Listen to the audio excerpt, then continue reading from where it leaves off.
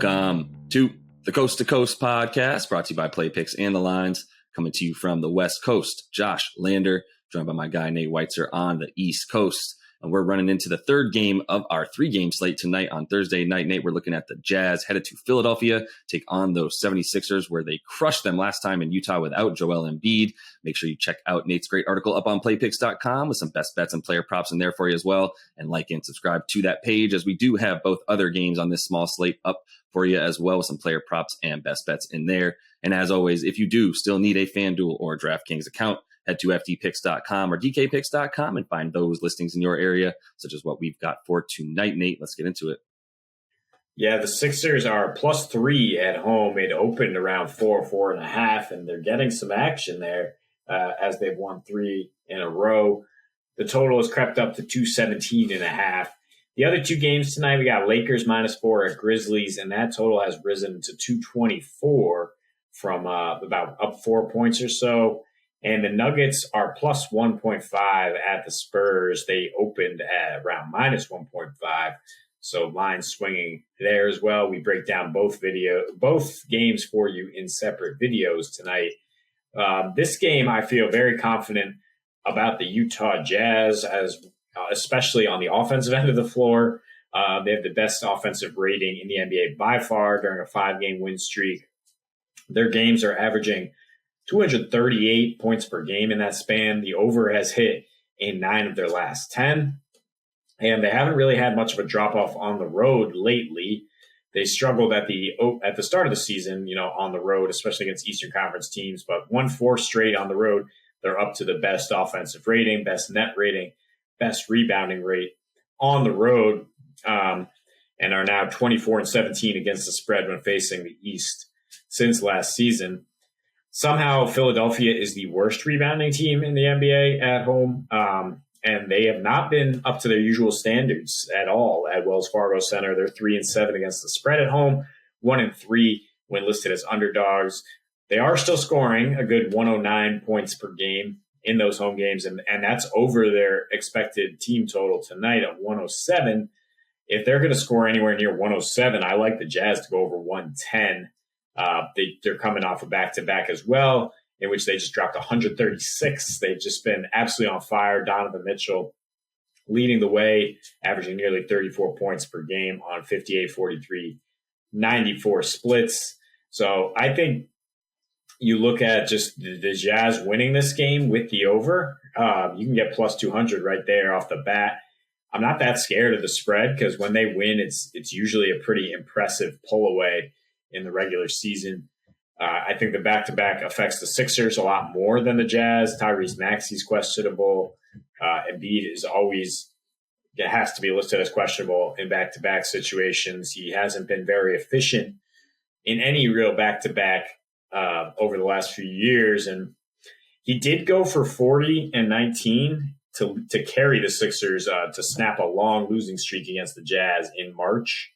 That game finished with a total of 254. So definitely another item to look at in terms of the over. But previous to that, Rudy Gobert did a pretty good job holding him to 18.8 points per game on 43, 23, 69 splits.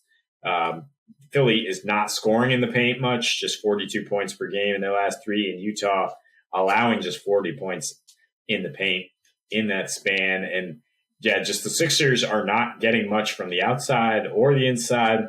They're mostly scoring in the mid-range, which I guess is how you beat this Jazz team with Gobert lurking down low. So maybe that makes you feel better about them being able to keep pace. But really what we feel good about is Utah continuing to score in all situations and helping this game get over and helping them cover what's a pretty small spread of 3. Yeah, for sure. And I mean, there's a little bit of a wonkiness to the sample size for Philly this year in terms of their home road splits, in my opinion. And the fact that Joel has missed a good number of games. They've also had Tobias miss a good number of games, right? They've had the injury bug at the beginning of the season that probably skews their numbers a little bit just in terms of those home road splits, because at home it's similar to sort of the Spurs that we talked about in a separate video. They're a different team. They give up more and they score more at home versus the road. And that's what I would rely on for tonight, because we know Utah not only can they score? They probably will continue to score, putting up some ridiculous numbers lately, right? Like scoring more than 120 points in about like 6 games in their last 10 or so. It's a lot of points. You mentioned their offensive rating in their last 5, which is 10 points higher than the second place offensive rating in that time frame. It's the same time frame for the Charlotte Hornets there. So yeah, Utah, it's a team that's going to continue to score, in my opinion. And the fact that, this one is sort of, it's a slight revenge game for Philly. Obviously, they got pounced last time, no Embiid, so maybe he doesn't quite feel the sting of it, but you have to think that they're going to want to come out and revenge that enough to be able to get their points. The problem is they don't defend the 3-point line well, and that's what Utah does. We mentioned scoring a ridiculous amount of their points from 3, which is no different than what they've been doing in the last 3 or 4 seasons, right? With those with Donovan Mitchell and a bunch of shooters all around him, and then Rudy Gobert. So yeah, I think you look at that for Utah tonight, and you feel good about an over. I'd like Utah to win, but I don't know what type of Joel Embiid I'm going to get tonight. There's that random, the sort of factor of him loving to go against opposing centers that are also considered, around as good as him. And that is something that Rudy Gobert has, consistently won the Defensive Player of the Year. He's in the conversation each year with like Nikola and Joel. So yeah, I think this is a game that he's going to come out and want to prove himself. The problem is that he's not going to be able to stop the threes that Utah puts up, and neither does anybody else on his team seem to be able to do that either. So I would not feel like this is a game that if that spread stays, or excuse me, that total stays at about 217 that it's at right now, I'm not scared of that when you've got a Utah team that can put up 120 on pretty much anybody. Yeah, you talk about the Jazz scoring 120. You can actually get plus 370 odds for them to do just that at FanDuel, or around plus 200 for them to get to 115, 116, which they've been doing consistently during this 5-game stretch. And Philly has not really distinguished itself defensively, giving up 124 to a Charlotte Hornets team that was missing all of its guards, and then barely getting by them last night. The back-to-back is just a bigger situation. It's a bigger deal for Philadelphia than Utah, which hasn't had that much trouble. And if you consider it a rest advantage, the Jazz are 5-2 with a rest advantage against the spread this season, and 9-5 since the start of last season. And they're just a streaky team that usually that leads to more offense, 41-32 to the over, following a win since last season. So I like their streak to continue. We talk about their antennae being up for this matchup, and I think the Jazz will come out very, very good on offense.